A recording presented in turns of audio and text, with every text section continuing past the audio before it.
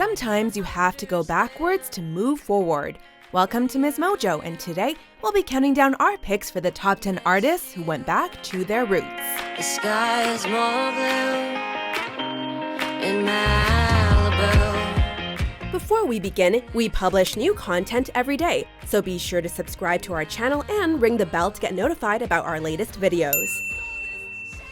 For this list, we'll be looking at musicians who went back to their original sound after years of deviating. I hope you find your peace if you're on a sinking ship. Number 10. Weezer, aka The White Album. Weezer knows how to write a hit song. No one's trying to dispute that. But hits from the middle and later half of their career have felt very calculated, i.e. tailored to modern pop sensibilities, and by extension, fleeting. 2014's Everything Will Be Alright in the End was a step in the right direction. But the White Album was the true return to form diehard fans had been dreaming of. And now the White Album is here, and it is their most consistent album in years. So consistent and so good that it actually makes me bitter. Why? Why did this happen?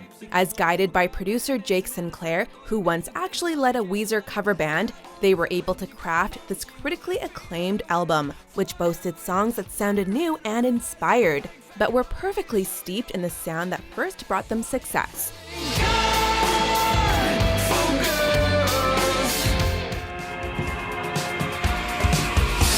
Number 9. Duran Duran, All You Need Is Now. From his great work with Queens of the Stone Age on the album Villains to his mega hit with Bruno Mars' Uptown Funk, Mark Ronson has proven himself to be a very effective and versatile producer. So, who better to help revitalize 80s English synth pop and new wave band Duran Duran? Considering their releases from the 2000s received modest to downright negative reviews, the group was clearly in need of some outside assistance.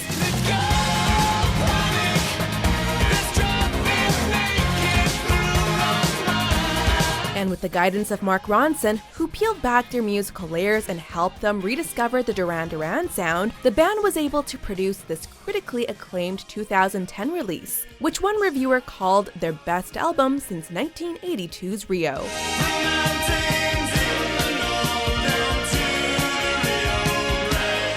I never came to the beach or stood by the ocean. Number 8. Miley Cyrus, Younger Now. By the shore, under the sun with my feet in the sand, but you brought me. This transition earned Miley Cyrus a lot of flack. You can't go from teen idol with a country twang to an aesthetic steeped in hip-hop culture and then go back to country without inviting some fair criticism. Shaking it like we on a strip club. Be that as it may, Younger Now comes across as an intimate and personal shift. Feels like I just woke up. Paired with her renewed romance with Liam Hemsworth, Younger Now sees Miley reconciling her past and present while forging ahead into new territory. No one stays the same. Younger Now embraces her country roots, but it also goes back further beyond contemporary pop country, toying with elements of rockabilly and folk. Though the album was met with mixed reviews, it was a welcome return from many listeners. We are just like the waves that flow back and forth. I buy my own things, I pay my own bills. Number 7. Kesha, Rainbow. My automobiles, everything I got about it, boys can't buy my love. 2017 was a year for rediscovering country roots, though in this pop star's case, she had to go much further back. Kesha made a name for herself with her party anthems. However, after having her career put on hiatus as she pursued ex-producer Dr. Luke over accusations of sexual assault, among other things, Kesha understandably came out of it a new woman, one more interested in reconnecting with her roots. Told me that I was nothing without you. Her mother, P.B. Siebert, actually co-wrote Dolly Parton's massive hit Old Flames Can't Hold a Candle to You, and is an accomplished songwriter. With Rainbow, the country and rock music Kesha was raised on really shines through. The album was released to universal praise.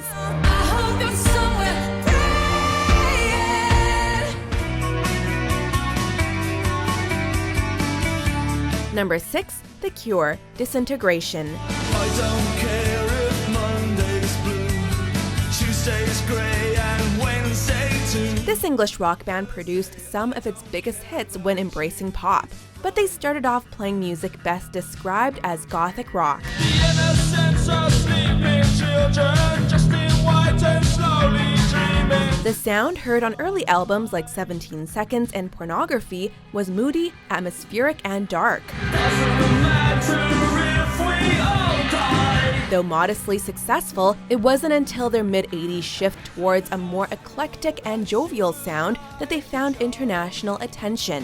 Yesterday away from you, it froze me deep inside. Towards the end of the decade, however, the band seemingly grew uncomfortable with their fame, prompting them to write a dark album, Disintegration, reminiscent of their earlier work. I've been living so long with my pictures of you. Ironically, it proved their greatest success to date. After this return to their roots, pop influence once again became increasingly prominent in their music. Never guess you got this good. Wondered if it ever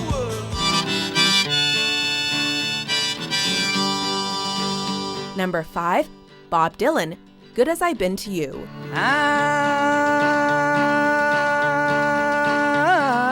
Most musicians have felt the sting of an angry fan base following a stylistic shift, but few have ever experienced the sort of backlash this cultural icon faced when he went electric. A hero of the folk movement, in 1964, he traded in the working-class look for a more stylistic aesthetic, before going electric and embracing a folk rock sound. It enraged his fans, who reportedly booed him when he debuted the material. I try my best to be just like I am, but everybody wants you to be just like them. Of course, Bob Dylan has never been one to concern himself with the opinions of others, and he continued this progression for decades. I ain't gonna work for Maggie's mom no more. Then, in 1992, he finally returned to his roots with an acoustic album of folk and blues favorites and standards. Somehow drove that pirate ship away. Man, I'd rather have joined that pirate ship than gone to Botany Bay. Lost in the darkness. Number 4, Black Sabbath, 13. I fade from the light. Honestly, this is the sort of return to form that few would have believed possible. After serving as pioneers of metal in the early 1970s, during which they released many now classic tracks,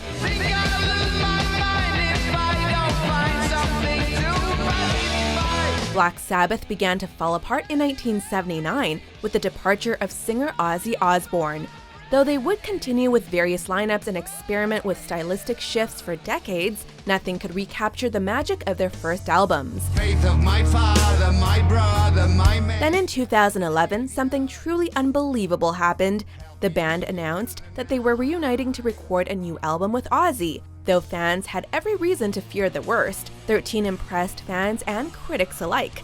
Black Sabbath had done it again. The blood pours down, the rain turns red. I don't believe that God is dead. Number 3, Metallica, Death Magnetic. No band wants to put out the same album over and over again. And so, as fans, we need to accept the fact that over the decades, long-running bands are inevitably going to experiment, for better or worse. You flush it out, you flush it out. It's anger around my neck. For most fans, Load, Reload, and Saint Anger are serious low points that saw Metallica move so far from their thrash metal roots that many purists gave them up for lost. Heavy rings on fingers wave. 5 years later, however, they returned with Death Magnetic, an album that forced people to pay attention again. When you stand up and feel the warmth. Metallica was back and sounding like their much younger selves. With Hardwired to Self-Destruct, Following a similar sound, Metallica has certainly returned to form.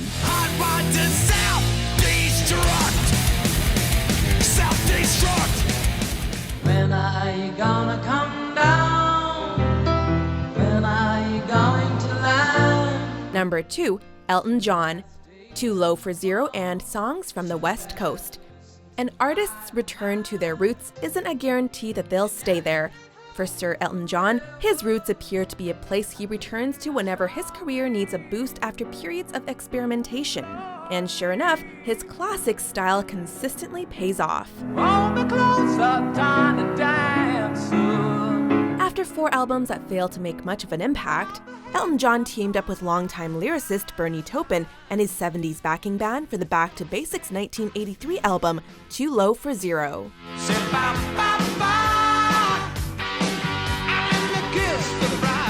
It was a big hit. After another stretch of creative exploration, Elton John once again returned his stripped-down piano sound for 2001's Songs from the West Coast, to similar effect. I used to be the man express, all steam and whistles heading west.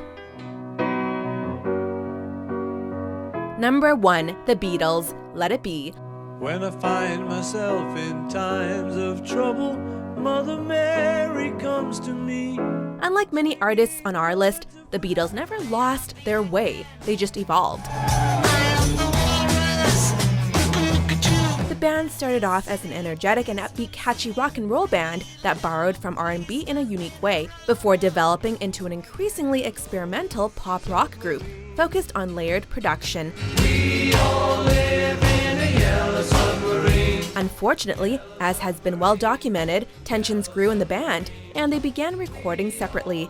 Their very last album, Let It Be, initially titled Get Back, was Paul McCartney's attempt to bring them closer together by recording the old-fashioned way, as a true group.